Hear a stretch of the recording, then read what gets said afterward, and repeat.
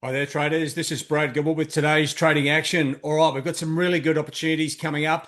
What I'm talking about is something that I mentioned yesterday, or something that I was really looking to get stuck into if we saw stronger UK inflation numbers. Now, really, sterling Aussie. Okay, we've already got a bullish direction.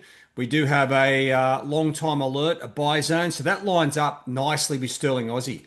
The clencher here is that's just on the back of stronger UK numbers. Now, what we've got today, it's the perfect scenario.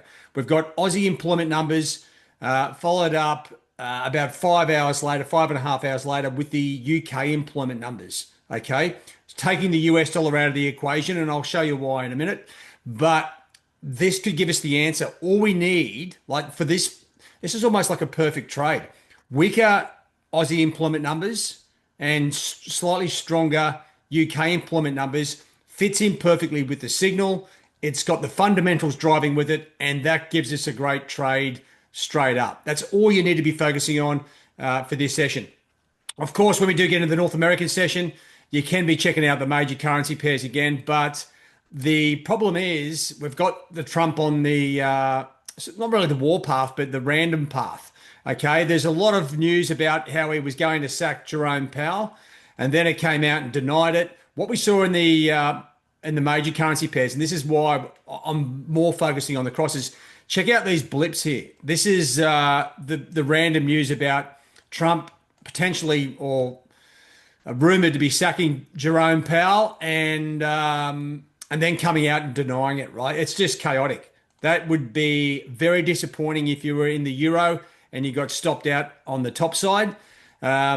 But that's where we are, right? So I'm sort of pushing those aside and really focusing on sterling Aussie. And if I just come over to my sterling Aussie page, now the entry on the long term chart, the daily chart, is very close, right? This, as I said, today's data will be important to confirming that. Now, this trade is still going to be in play if, say, the Aussie numbers come out as expected and the UK comes out as expected. I'm probably still looking to get long sterling Aussie on the back of those stronger UK inflation numbers yesterday.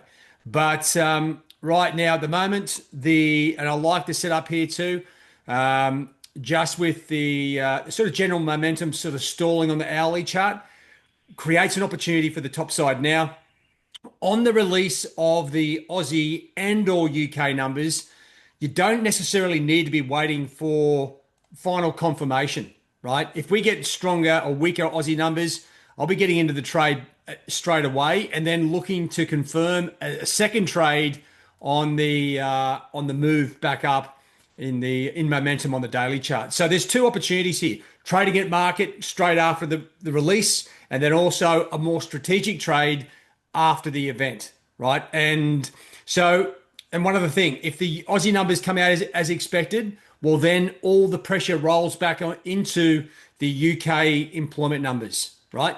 We want these two things to do. As I said, our perfect trade scenario is having the Aussie data come out weak and the UK numbers coming out strong, right? So what are we talking about as far as weak? What is weak and what is strong?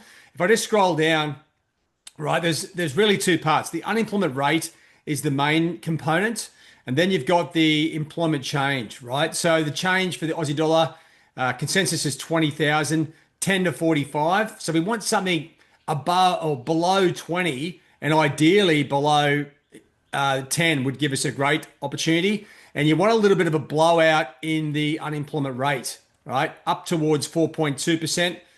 If I just get the pen right there. So closer to the low on the change and closer to the high on the unemployment rate. That gives us the trade for weaker Aussie numbers. And then you come into the UK numbers, you got the employment change and the unemployment rate, 4.6, right? We want something 4.6 or below that, and unemployment change or employment change sort of, up towards the 70K mark.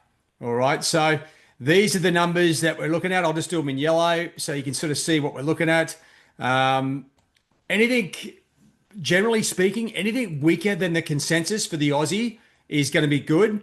And anything stronger than the consensus for sterling will do the job as well, right? all we're looking for is it's such an easy trade to get your head around.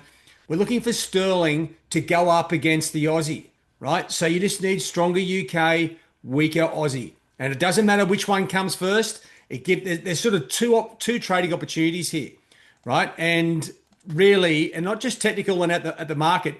Like this is the first one, right? You could be getting into sterling Aussie there on weaker Aussie numbers. You could be getting into a second position on stronger UK numbers. Now, if the UK numbers come out weak like the Aussie, well, then maybe that neutralizes things and you just take profit, right? So that's the easy way to think of this. It's you don't have these nice setups every other day, right? And what we've had with the UK numbers over the last couple of days, we've seen, a bit of life back in the UK market. So I think it's a great chance. It's rare that you get everything lining up like this, especially with the employment numbers. So take your time. There's not much to think about. Okay, just look through the live signals. There are other trades to be placing besides just sterling Aussie. Have a look through the signals, see if anything lines up, and then hit it when you see the opportunity. All right, guys, have a good one. All the best. Cheerio.